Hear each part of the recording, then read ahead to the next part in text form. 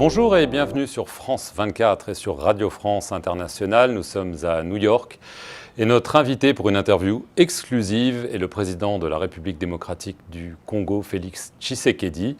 Et avec moi pour cet entretien, Christophe Boisbouvier de RFI. Monsieur le Président, bonjour. Bonjour, Monsieur Boisbouvier. Monsieur le Président, ici à New York, devant l'Assemblée générale, vous avez prononcé un discours dans lequel vous avez dénoncé sans détour l'agression militaire directe du Rwanda contre votre pays. Vous avez aussi demandé à l'ONU d'être plus transparente sur ce qu'elle sait à ce propos. Pourquoi ce cri d'alarme? Est-ce que vous avez l'impression que ne vous êtes pas écouté? C'est plutôt un cri de vérité, pas d'alarme, parce que les alarmes ont été données à plusieurs reprises dans la région à travers les ONG et autres organisations. Il fallait absolument ce cri de vérité pour que le monde entier sache ce qui se passe réellement et qu'on arrête avec cette hypocrisie, cette cécité et qu'on voit le problème dans son entièreté. Et c'est ce que j'ai fait. Alors ce mercredi, à New York, vous avez accepté de rencontrer votre homologue rwandais, Paul Kagame, en présence du Français Emmanuel Macron. Vous étiez réticent apparemment, mais vous l'avez fait quand même. Le principe d'un retrait des rebelles de Bunagana a été acté, mais on se souvient que la rencontre précédente avec Paul Kagame, c'était à Luanda le 6 juillet, ça n'avait donné aucun résultat. Est-ce que cette fois-ci, vous avez un calendrier pour ce retrait? Bon, d'abord, il faut que je précise par rapport à l'initiative française, vous savez, c'est la France qui préside le Conseil de sécurité en ce moment, et le président Macron avait pris contact avec les deux chefs d'État, donc avant l'Assemblée générale, pour qu'on prenne rendez-vous ici à New York et qu'on parle de ce sujet. Donc, de ce côté-là, il n'y avait aucune objection de ma part. Et puisque je vous ai dit que mon but ici était de venir lancer un cri de vérité, j'ai continué sur cette même lancée dans cette réunion que nous avons eue autour du président Macron, le but étant d'obtenir, dans un premier temps, le cessez-le-feu et le retrait inconditionnel de Bunagana des M23, mais ensuite de rentrer dans le processus de paix tel que nous l'avons décidé à Nairobi, c'est-à-dire avec la fin totale des violences à l'est de mon pays. Et bon, en termes de calendrier, il n'y a pas vraiment un calendrier précis, mais il dépendra du déploiement de la force régionale qui est en train d'arriver. Le Burundi est déjà là, le Kenya, c'est pour bientôt, et la situation se clarifiera à ce moment-là. Alors, évidemment, la question qui se pose aussi, qui a été abordée lors de cette réunion, ce sont aussi les rebelles hutus rwandais du FDLR. Le Rwanda dit depuis des années, attention, c'est un danger pour nous, c'est une menace pour nous, et en plus, l'armée congolaise laisse faire, voire plus. Est-ce que vous vous êtes engagé sur ce problème, ou est-ce que vous pensez que c'est une fausse excuse du Rwanda? C'est une fausse excuse, mais par rapport à ces accusations, je trouve que le Rwanda est de mauvaise foi et qu'il utilise souvent ce prétexte pour justifier ses incursions en République démocratique du Congo. Depuis que je suis à la tête de mon pays, nous avons rapatrié à 2 reprises des centaines de combattants des FDLR. C'est quand même une preuve de bonne foi. Et aujourd'hui, les FDLR, c'est une force résiduelle qui ne menace plus la sécurité du Rwanda. Vous avez dit. Elle ne menace plus la sécurité du Rwanda, en tout cas. Les FDLR sont plus un problème pour nous, Congolais, que pour les Rwandais. J'en veux pour preuve l'assassinat de l'ambassadeur d'Italie en République démocratique du Congo au mois de janvier de l'année dernière, M. Luca Attanasio, qui avaient été tués par des FDLR, qui sont devenus aujourd'hui des coupeurs de route, des bandits de grand chemin, et qui n'ont plus d'idéologie politique visant à regagner le pouvoir à Kigali. Donc c'est un faux prétexte. La vérité, elle est ailleurs, et c'est ça que le Rwanda doit dire. Voilà. Alors, pour contrer les groupes armés qui sévissent dans l'est de la RDC, vous l'avez abordé tout à l'heure, vous avez accepté, avec l'accord de la communauté des États d'Afrique de l'Est, le déploiement d'une force multinationale dans la région. Alors quand est-ce que cette force sera totalement déployée et combien d'hommes seront sur votre sol? Mais je vous ai dit que la force est en train d'être déployée. Les Burundais sont là, déjà dans le sud Kivu. Les Kenyans sont, à mon avis, c'est une question de jours. Ils vont d'ailleurs, pour votre information, entrer par Bunagana. Donc ça se déploie petit à petit en fonction des moyens aussi. C'est pour ça que nous étions ici aussi et que nous avons pris des contacts. C'était pour sensibiliser les bailleurs de fonds afin d'accompagner cette force régionale. Et donc si les Kenyans tombent sur le M23 à Bunagana? Ben voilà, vous savez ce qui va arriver au M23. Depuis plusieurs mois, dans l'est du Congo, les casques bleus de la MONUSCO sont violemment pris à partie par les populations qui les accusent de ne pas les protéger. Il y a eu des morts en juillet. Dimanche, Antonio Guterres, le secrétaire général de l'ONU, a reconnu sur nos antennes que la MONUSCO était moins armée que le M23. Est-ce que vous demandez un retrait accéléré de cette MONUSCO avant l'année 2024 ? Nous devons regarder le rôle que la MONUSCO doit jouer, parce qu'il lui reste très peu de temps, et pouvoir ainsi faire partir la MONUSCO sur une note beaucoup plus gaie, beaucoup plus honorable que celle auquel nous avons assisté en ce moment. Donc pas de départ accéléré. Il n'y a pas encore de calendrier de départ comme tel, mais je pense bien que la MONUSCO devra partir avant le délai prévu, c'est-à-dire 2024. À mon avis, au-delà des élections de décembre 2023, je crois qu'il n'y aura plus de raison que la MONUSCO... Donc la MONUSCO resterait jusqu'à la fin des élections et partirait après. À mon avis. Mais ça, je mentirais si je vous disais que c'est quelque chose qui a été convenu. Il n'y a pas encore eu de discussion sur la question. Mais je crois que de part et d'autre, on a compris qu'il faut réfléchir très sérieusement à la question. Et je crois que c'est dans ce sens qu'il faut aller. En 6 mois, vous avez mis à l'écart 2 hommes clés de votre dispositif, votre conseiller sécurité François Beya et tout récemment le général Philémon Yave. Tous deux sont soupçonnés d'intelligence avec l'ennemi. S'agit-il d'intelligence avec le Rwanda ? François Beya, c'est une autre histoire. D'ailleurs, son procès n'est pas terminé, comme vous le savez, parce qu'il a eu des problèmes de santé et il fallait qu'il aille se faire soigner. Donc c'est pas le Rwanda. Nous restons humains, malgré le besoin de réprimer, de faire dire la justice. Et tandis que le général Yave s'est arrivé pendant mon séjour ici à l'étranger, j'ai cru comprendre qu'il était accusé par certains de ses collègues de les avoir contactés au nom du Rwanda pour qu'ils puissent lever le pied et permettre au M23 de passer aisément et de prendre la ville de Goma. C'est ça que j'ai cru comprendre, mais bon. Les enquêteurs sont à pied d'œuvre pour le moment. J'en saurai plus quand je serai rentré au pays. Donc on parle de trahison, là. Bien sûr. Mais François Beya, c'est pas le Rwanda. À mon sens, non. Son procès n'est pas terminé, je vous ai dit. Donc il faut attendre la fin pour je veux repartir à l'est du pays. D'accord.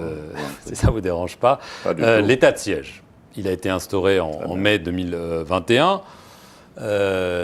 Si on regarde bien, les résultats ne semblent pas là. En tout cas, ils se prolongent. Pourquoi? Qu'est-ce que vous attendiez comme résultat? Qu'il y ait moins de violence, que les groupes armés sévissent moins. Ça fait une vingtaine d'années qu'il y a de la violence. Pourquoi est-ce que vous avez, vous, un baromètre comme ça sur lequel vous savez mesurer quand est-ce qu'il y a eu plus ou moins de violence? Non, je ne crois pas. Est-ce que vous avez un premier bilan à nous donner? Ben oui, mais je crois déjà que les groupes mafieux ont été pour la plupart neutralisés. Je crois que vous avez quand même appris que les recettes de ces provinces ont fait un bond en avant. Donc ça veut dire que l'état de siège a eu au moins du bon de ce côté-là, celui de sensibiliser les ressources et donc pouvoir maintenant les injecter dans des programmes de prise en charge de ces groupes armés afin de les désintéresser de cette question. Parce qu'il y a aussi le côté pauvreté, chômage et tout ça qui les avait amenés dans ces activités. Il y a en Ituri, par exemple, plusieurs groupes armés mono-ethniques qui se battaient justement pour des raisons ethniques, qui ont fait la paix et qui sont prêts à complètement sortir de ces activités. Donc, il y a une lueur d'espoir, mais évidemment, je ne dis pas que tout est parfait.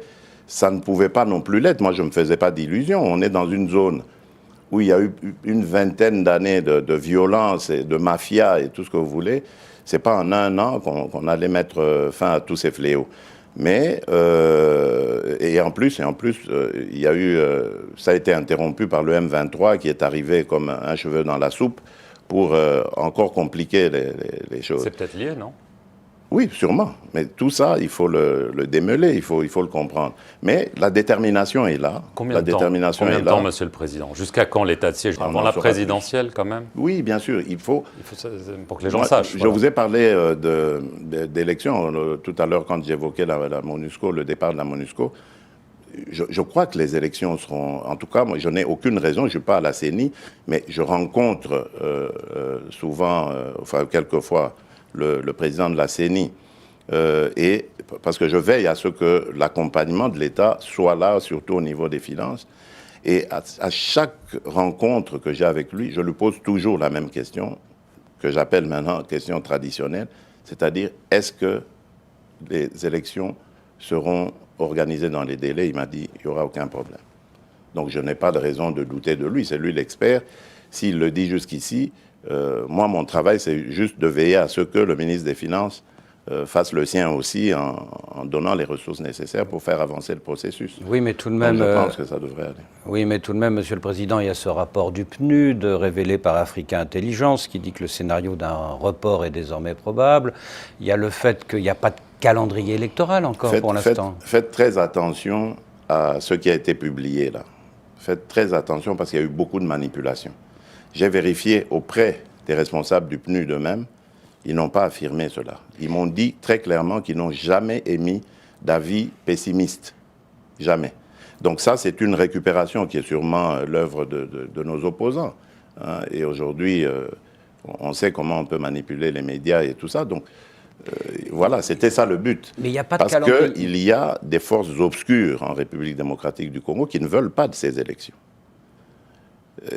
Si vous voyez ce qui se passe, par exemple, à l'Ouest aujourd'hui, qui ressemble presque comme deux gouttes d'eau aux violences qu'on voit à l'Est. Dans le Maï-Dombé. Ben voilà, donc c'est clair. Mais il n'y a pas de calendrier. Il y a une main noire qui veut saboter. Le calendrier viendra. Ce n'est pas le calendrier qui...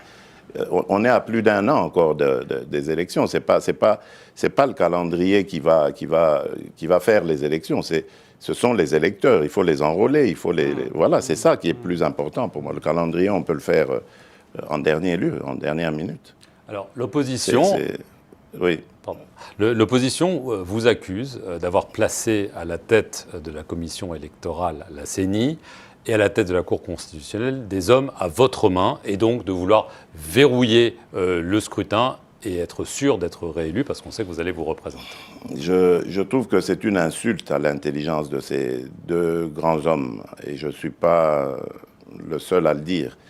Le background de Denis Kadima, par exemple, en termes d'élection, n'est pas... C'était le meilleur, d'ailleurs. Il avait le meilleur profil de tous les candidats présidents. Donc, je ne suis pas le seul à le dire. Et je crois qu'aujourd'hui, cette question est vidée parce que même cette fameuse opposition reconnaît en lui sa valeur. Et tous nos partenaires ont aussi adoubé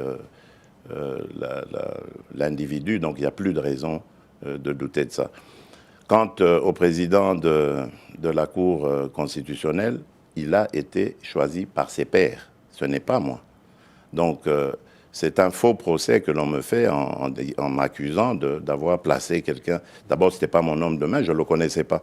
Avant qu'il soit président, je ne le connaissais pas du tout. Je l'ai connu juste au moment où il a été nommé à la Cour constitutionnelle. Donc, avant ça, je n'avais jamais eu de contact avec lui. On peut le vérifier. Votre bilan, depuis 3 ans et demi, est fortement critiqué par l'opposition. L'arrestation, C'est ça, la démocratie.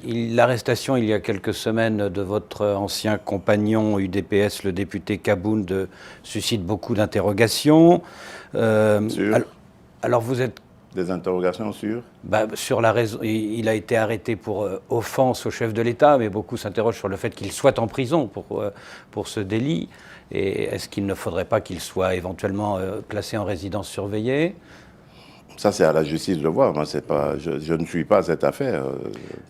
Vous êtes donc candidat en 2023, mais est-ce que des opposants, des personnalités comme Martin Fayoulou, qui continuent de revendiquer la victoire de 2018, comme Moïse Katumbi, comme qui sait un candidat pro-Kabila, sans parler de Matata Ponyo, est-ce que ces gens-là ne risquent pas de vous mettre en difficulté sur le thème « il faut sortir le sortant, il faut un changement » ? C'est le peuple qui décidera. Pourquoi est-ce que vous voulez que moi je me mette à spéculer sur...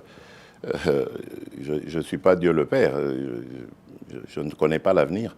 Moi, je vis au quotidien et j'écoute mes compatriotes et essaye, dans la mesure du possible, de répondre à leurs besoins, à leurs revendications. Le reste appartient justement à ce peuple. C'est lui qui décidera, le moment venu, de qui peut présider à... Mais vous semblez confiant, vous pensez que... Moi, je suis très confiant. Mais qu'est-ce qui vous rend confiant, justement, face à toutes ces critiques que vous essayez de la part? Les réalisations, nous en avons fait énormément. Regardez notre budget, regardez la gratuité de l'éducation. Aujourd'hui, nous sommes à la gratuité de la santé. Les infrastructures sont en train d'être construites et il y a ce fabuleux et ambitieux programme de développement à la base, c'est-à-dire de développement des 145 territoires qui fera date. Et nous sommes convaincus que les choses, le moment venu, vont être appréciées par nos compatriotes et ils nous renouvelleront leur confiance. Donc il n'y a vraiment pas d'inquiétude de ce côté-là. Excusez-moi, j'ai juste une... C'est pour ça que l'opposition a peur d'aller aux élections, d'ailleurs. J'ai juste une petite question sur quelque chose que vous avez dit qui m'a intrigué. Vous avez parlé d'une main noire. Oui, bien sûr. Mais vous parlez quoi? De possibles coups d'État, de déstabilisation? Bien sûr, mais il y a ça. Par des puissances étrangères ou Non, oui et non. Enfin, on est en train d'élucider la question. Les arrestations que vous voyez là, dont on a parlé dans l'armée, ne sont pas le fait du hasard. Il y a réellement une main noire. Et d'où l'arrestation de François Béat? Ah non, ça c'est... François Béat, c'est arrivé avant, ça n'a rien à voir avec...